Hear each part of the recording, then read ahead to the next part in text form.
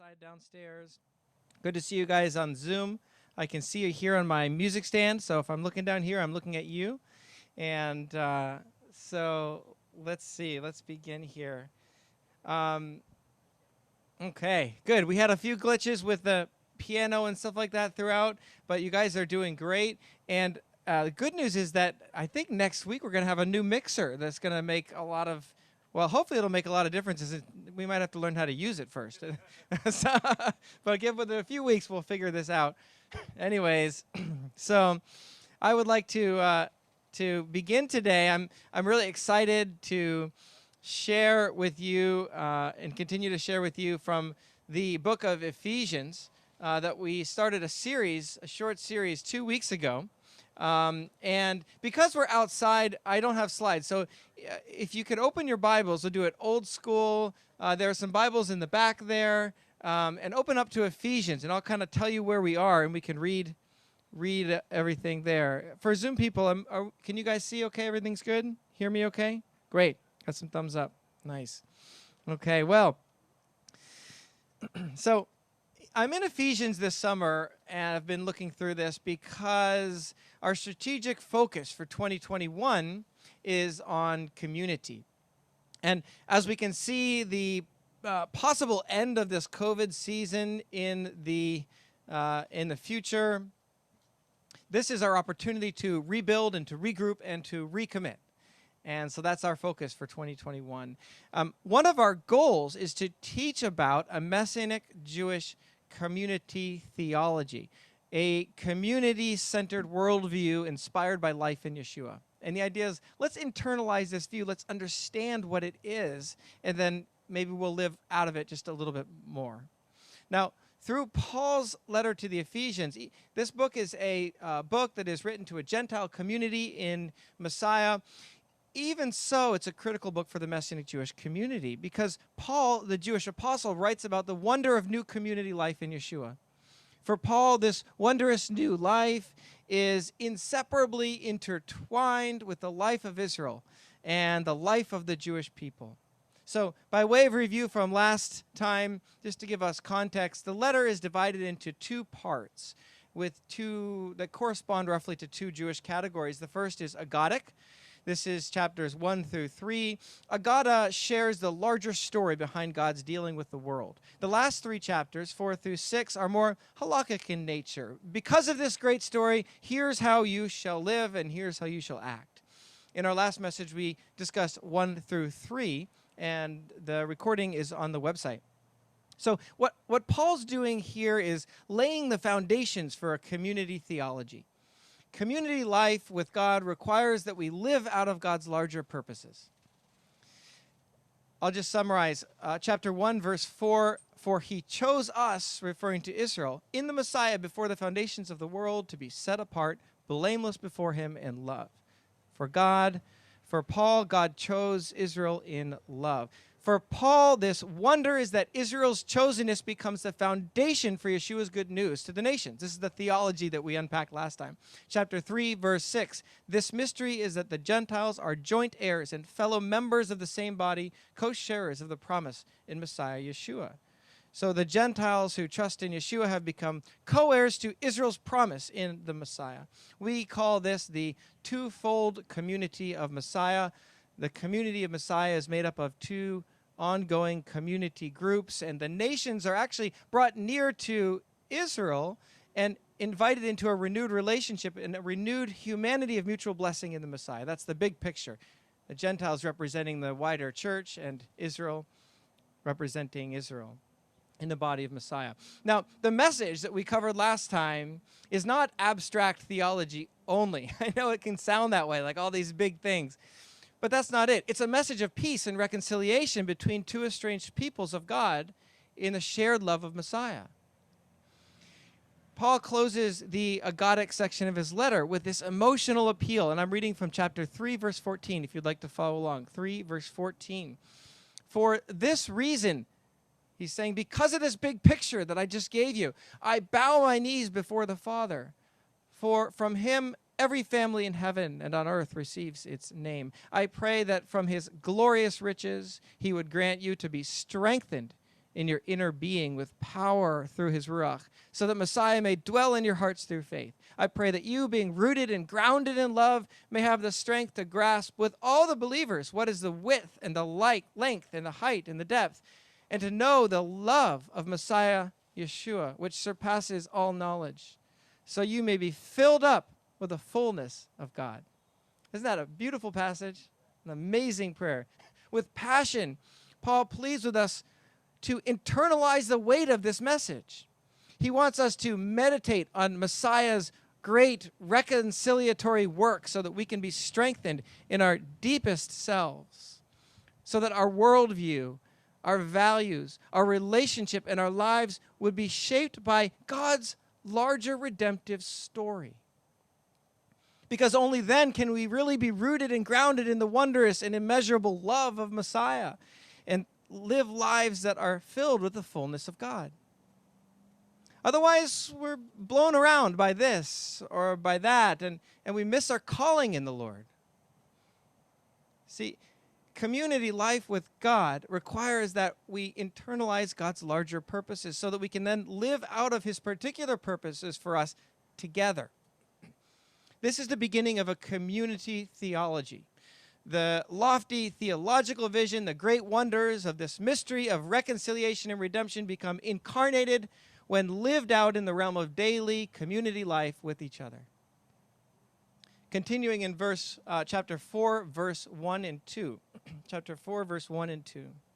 Therefore, I, a prisoner of the Lord, urge you to walk in a manner worthy of this calling to which you were called, with complete humility, gentleness, patience, putting up with one another in love, making every effort to keep the unity of the Ruach in the bond of shalom. Paul adds weight to his urging. He is writing from a Roman jail, arrested for his commitment to the vision. Paul has given everything. He urges us to do the same, at least for each other. I urge you to walk in the way you were called. So what is the way that you were called? It's the way of the ecclesiological vision that he just spent the first 3 chapters encouraging us with. You know, as an American living after the Protestant Reformation and the Enlightenment and in modernity, my first inclination is to apply this passage to myself. I need to walk in my personal calling, whatever that is. That's true. It's good. But Paul's urgings in Ephesians are that my individual calling must first be rooted in the shared calling of God's election in the community of Messiah, in solidarity with Israel. Why? As a Jew, I'm inseparably bonded with other Jews who share a covenanted peoplehood together. Because Messiah is the heart of this ongoing covenant with Israel, being a Messianic Jew makes this covenant all the more meaningful. This is all Ephesians chapter 1. So when I gave my life to Yeshua in the mountains, I simultaneously gave my life to his entire body. You guys. You know, his wider community of believers. This is both Jews in Yeshua and Gentiles alike who have attached themselves to Israel's destiny through Israel's Messiah. So Paul's wondrous mystery of election, therefore, requires that I live out shared community life with others as a Messianic Jew. It requires this. Paul, however, is not speaking so much about individual Jews and individual Gentiles here. He's speaking about Jewish and Gentile communities in the Messiah. The Messianic Jewish movement must carve out a piece of Israel, a Jewish community in Yeshua whose purpose is to live out shared Jewish life in Yeshua. Bigger picture, the Messianic Jewish community needs to bear witness to Yeshua within the Jewish community and simultaneously link the Gentile church with the Jewish people. Now, that's how we as a community are called to the way that we're called to walk. Now, our culture is so hyper-focused on the individual today. So here, for most of us anyways, we're first individuals. Do you see? An individual person chooses from a plethora of individual belief options. A community is something to go to in order to receive, but only if it's convenient. It becomes part of our consumer society, used until we don't need it anymore. This is just not speaking of you guys, but speaking out there generally of our society today. This is where church or synagogue shopping comes from, you know. I'm looking for a community with good preaching, or, you know, I'm looking for a community with a children's program. You know, these are important needs that people have. But in the Bible and in Jewish tradition, the emphasis is reversed. Community makes and shapes the individual. You as an individual draw your life from the community that God has called you to, rather than something to be used and left behind. It's something that we build and something that we create. Now, because of the glasses that we moderns look through, it takes some mental gymnastics to kind of wrap your mind around this. In the individual model, I'm on my own. In the biblical model, my identity is formed and shaped by my community life. Now, there are many layers of community life. I live as a Jew because God gave the entire Jewish people a communal framework for life. Jewish community then shapes who I am in every aspect of life. You see? In fact, I think that the primary reason that God gave Jewish life in the Torah is to create a shared community life, to draw individuals into one covenanted community. When Yeshua called me as an individual, he called me to be part of a shared community in Yeshua as a Jew. Even though I didn't personally identify with being a Jew very much at the time because of my upbringing, but I was Jewish to him. When I first encountered Yeshua, it was on my own individual terms. He found me alone in the woods on the Appalachian Trail. But once I was with him, within days, he began to bring me into the life of his wider community. Yeshua's calling on my life is inseparable from community life. And for Paul, this vision is not lived out in abstract terms. The wider Jewish community and the wider community of Messiah within it is made up of smaller, more local communities that we must become part of, from which we then draw our identity and our life from. Now, I can't say which person is called into which local expressions of covenantal community life, you know. I can't say everyone's called to be here, you know, of course not. But we can say that for Paul, God's great love manifests inside of shared commitment to the local community in Messiah. And Ruach Israel is a unique Jewish community sharing life in Yeshua. A Jewish community sharing life in Yeshua. It's beautiful. What brings us together is not only that we like you. I mean, I like you guys. It's not only that we like each other, though. What brings us together is our covenant with God that we mutually share. What makes the community in Messiah authentic and shaping is shared commitment to each other because of our covenantal commitment with God. Now, at Ruach, we're not a cult. We never will be, okay? We love our community, but we're just one of many communities.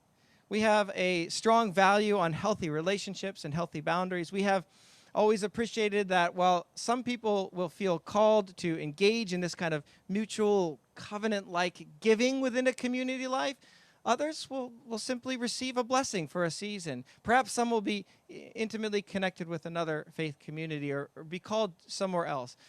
We want to be able to bless people even virtually in the years to come, you see. This is all good. We need to accept these things. These are good. But in some way, even in a small way, we would all help each other to draw nearer to life in Yeshua together. Community is concentric circles. The local community also has smaller sub-communities within it. This is our motivation behind Ruach men's groups and women's groups, which we hope to revitalize. Ruach boomers that we've had, our Ruach youth group, our Ruach young adults. In our Maturing in Messiah class, I have seen, it's really neat just hearing from you guys, I've seen the tremendous community that is cultivated from your once or twice a week meetings with your small Chavruta partners. Everyone is linked with a Chavruta buddy to study with. And for some of you, that's been the most shaping part of the class.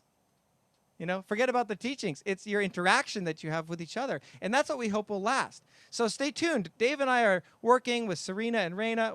We want to put together a Chavruta program of some kind. Maybe even in the fall. We're talking about this with Musar.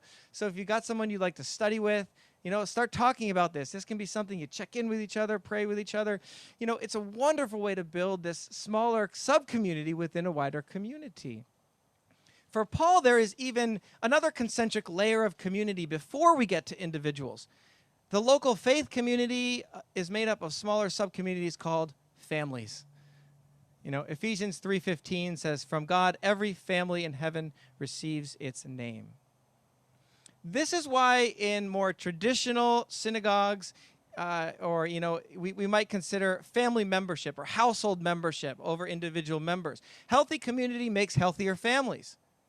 Healthy families makes healthier communities, you see. This is why Paul moves in chapter 5, which we'll get to later, to discuss the order within family dynamics, the kinds of things that make a healthy family. Husbands and wives in a relationship of mutual submission to one another, of respect and love, as one body. A relationship between parents and children characterized by honor and respect. A home without anger. These are the things Paul talks about. So while it's important at times to go into segregated groups, and we do this, healthy communities built around intergenerational family life.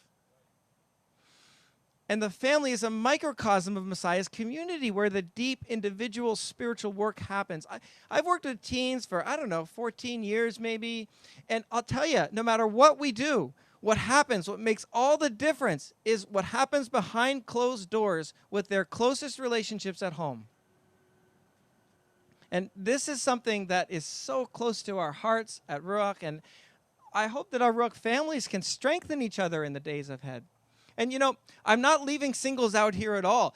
Biblically speaking, in this community model, single people connect in some meaningful way to families in the life of a community.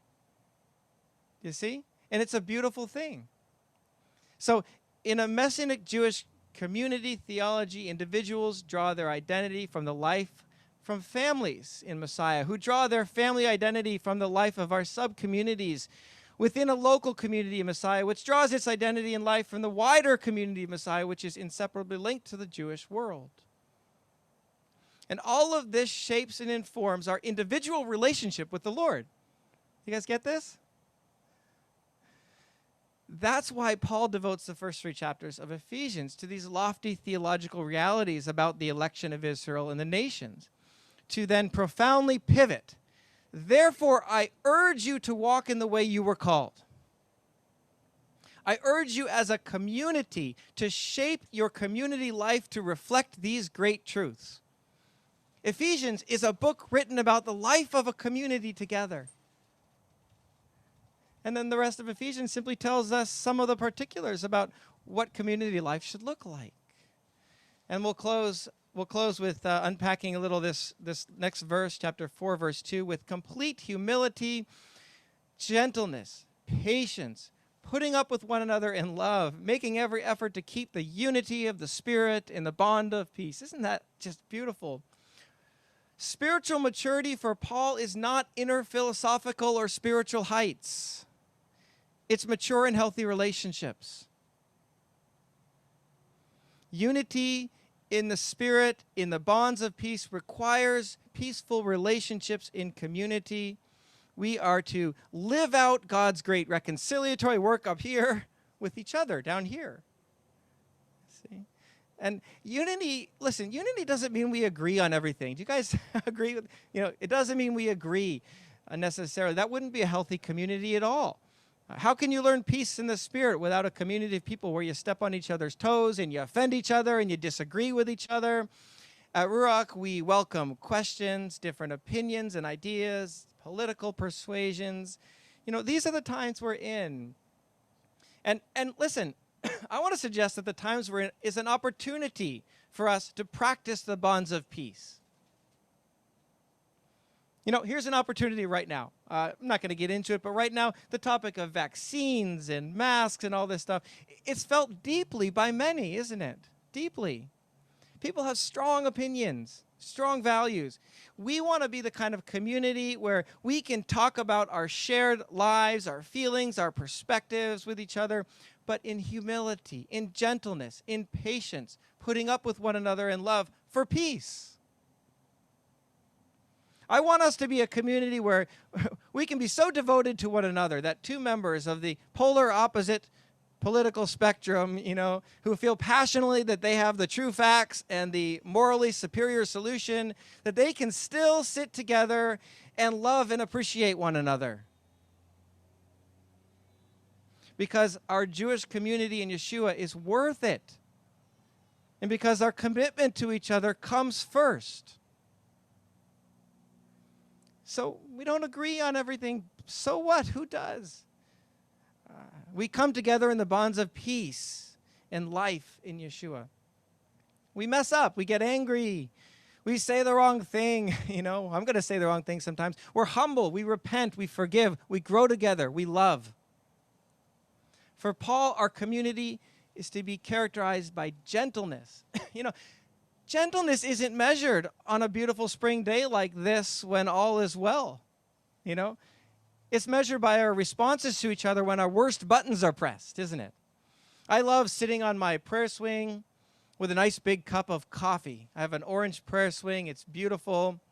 And just to spend some time with the Lord. And I remember a specific time, actually there's a few of these, but I had this great cup of coffee, just right, strong black. That's the way I like it. And I was on my prayer swing. The birds were, I felt so spiritual. One of the kids comes over and knocks the coffee over, spills it all. I go from feeling as gentle as a dove to burning inside with frustration like that.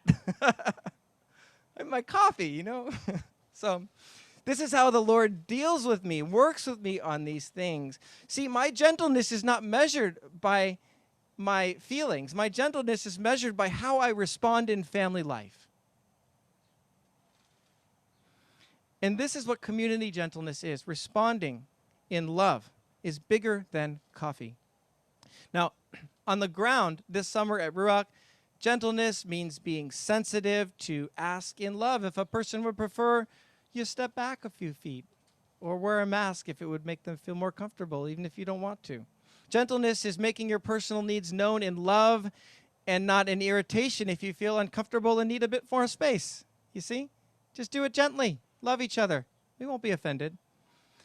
Communal humility is putting each other's needs ahead of our own in love.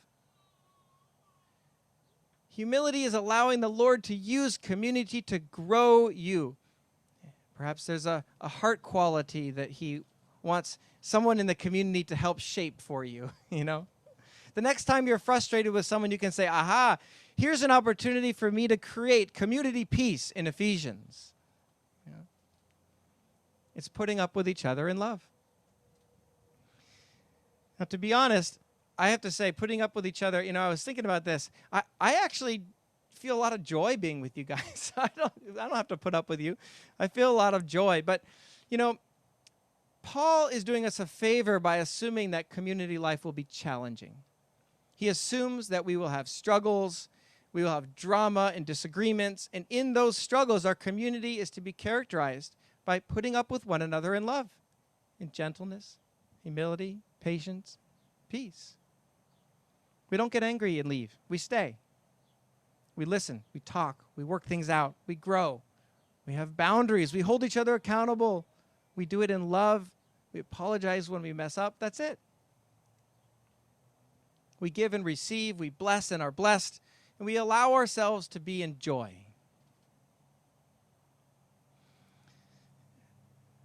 And let me close this with this kind of a cool analogy that Rabbi Mark Kinzer shared in a lecture series on Ephesians that I really like. And he made this great point. In the book of Numbers, it presents this grand epic vision of Israel traveling with the ark and the shofar and everything. I mean, it's epic. But then in chapter 2, all they do is they complain and they bicker with each other all along the way. It's like a long car drive with the kids. You've been in those, I'm hungry, are we there yet? He hit me, Mom. I mean, that's what Paul is doing here in Ephesians. There is this giant, eternal, idyllic drama that he just called us to participate in. But the way we live it out is not idyllic at all. It's on the ground. It's life in our community that might feel more like a long family drive than an epic journey. You know? And that's Paul's point. The larger agadic drama has to be lived out in the nitty-gritty community life, sometimes mucky, sometimes discouraging, but often and more often joyful and good. This is how we incarnate the larger vision. This is where a community theology begins. And in chapter 123, Paul writes, God placed all things under Messiah's feet and appointed him as head over all things for his community, which is his body, the fullness of him who fills all in all. So, Shabbat Shalom, everyone. Yeah.